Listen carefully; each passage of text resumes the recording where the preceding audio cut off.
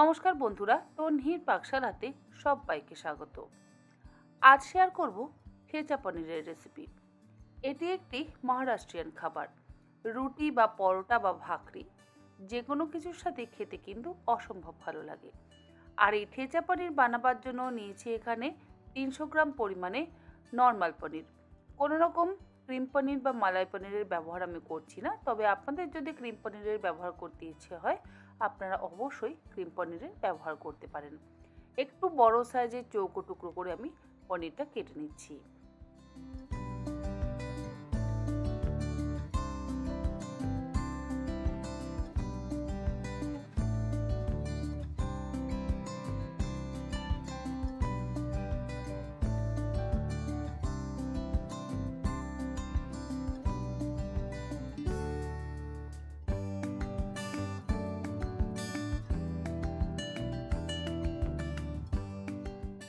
পনিরের টুকরো কাটা হয়ে যাওয়ার পর কড়াইতে দিয়ে দিলাম 4 থেকে 5 টেবিল চামচ পরিমাণে সাদা তেল।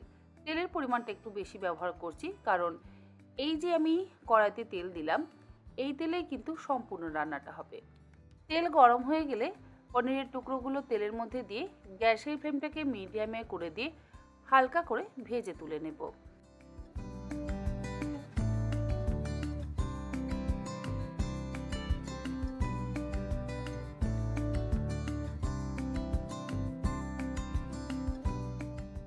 পনিরের টুকরোগুলো হালকা লাল করে ভাজা হয়ে যাওয়ার পর তুলে একটা আলাদা পাত্রের মধ্যে রেখে দিচ্ছি।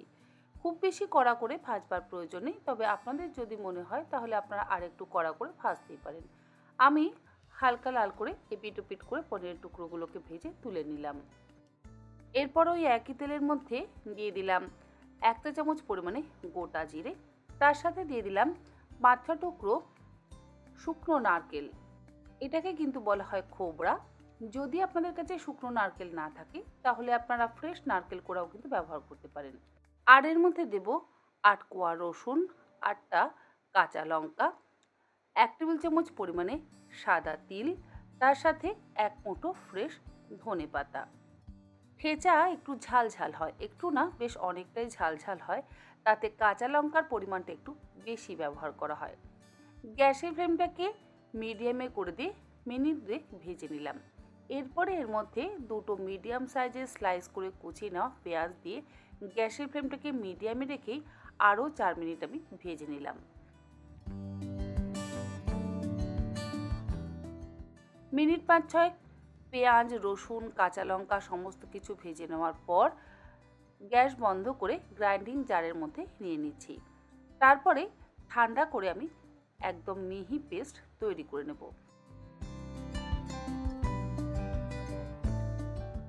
তবে সবুজ রঙটা যাতে বজায় থাকে সেই জন্য এর মধ্যে আমি 4-5 টুকরো বরফ দিলাম।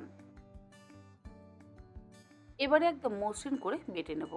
তবে পেঁয়াজ রসুন ভেজে নিয়ে ঠান্ডা করে তবেই কিন্তু মিক্সিতে বেটে নেবেন। মশলা আমার বাটা হয়ে গেছে। এবার কড়াইতে যে বাকি তেলটা রয়ে গেছে সেই তেলের মধ্যে বেটে নেওয়া মশলাটা দিয়ে দিলাম। একেবারে কিন্তু আমি প্রথমেই সাদা তেল গরম করে তার মধ্যে পনির ভেজে বাকি সমস্ত উপকরণগুলো ভেজে নিয়ে তার মধ্যে বাটা মশলাটা কষিয়ে নিচ্ছি। এক্সট্রা আলাদা করে তেল ব্যবহার করবার প্রয়োজন নেই। যদি আপনারা আর একটু তেল বেশি ব্যবহার করতে চান তাহলে করতে পারেন, তবে আমার মনে হয় না আর বেশি তেল ব্যবহার করবার প্রয়োজন পড়ে। মিনিট 5 মশলাটাকে ভালো করে কষিয়ে নিলাম। আর গ্রাইন্ডিং জারের মধ্যে 1/2 কাপ পরিমাণে জল নিয়ে সেই জলটাও এই মশলার মধ্যে দিয়ে দিলাম। এরপরে গ্যাসের ফ্লেমটাকে মিডিয়ামে করে দিয়ে মশলাটাকে মিনিট 7 ভালো করে কষিয়ে নিচ্ছি। আর এর মধ্যে গুঁড়ো মশলা দেব 1/2 চা চামচ পরিমাণে হলুদ গুঁড়ো আর 1 চা চামচ পরিমাণে ধনে গুঁড়ো। জিরে গুঁড়োর ব্যবহার করবার কিন্তু একেবারেই প্রয়োজন নেই। স্বাদ অনুসারে লবণ দিয়ে দিচ্ছি। সমস্ত কিছু দিয়ে একসাথে ভালো করে মিশিয়ে মিনিট 5-6 সময় ধরে কষিয়ে নিচ্ছি।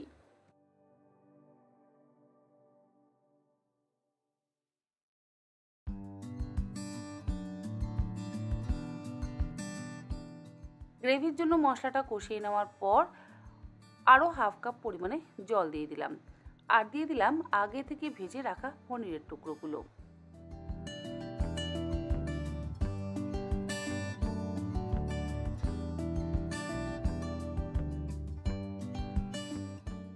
এরপরে একসাথে ভালো করে মিশিয়ে নিয়ে একদম শেষে দিয়ে দিচ্ছি সামান্য পরিমাণে একটু গরম মশলার গুঁড়ো।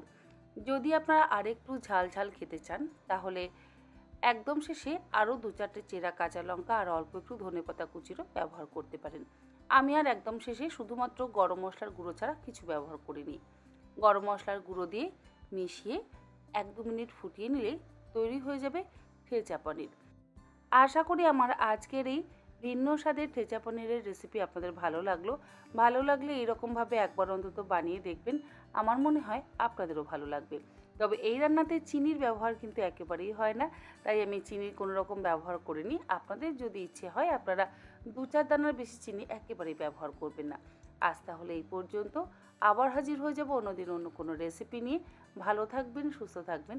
ধন্যবাদ।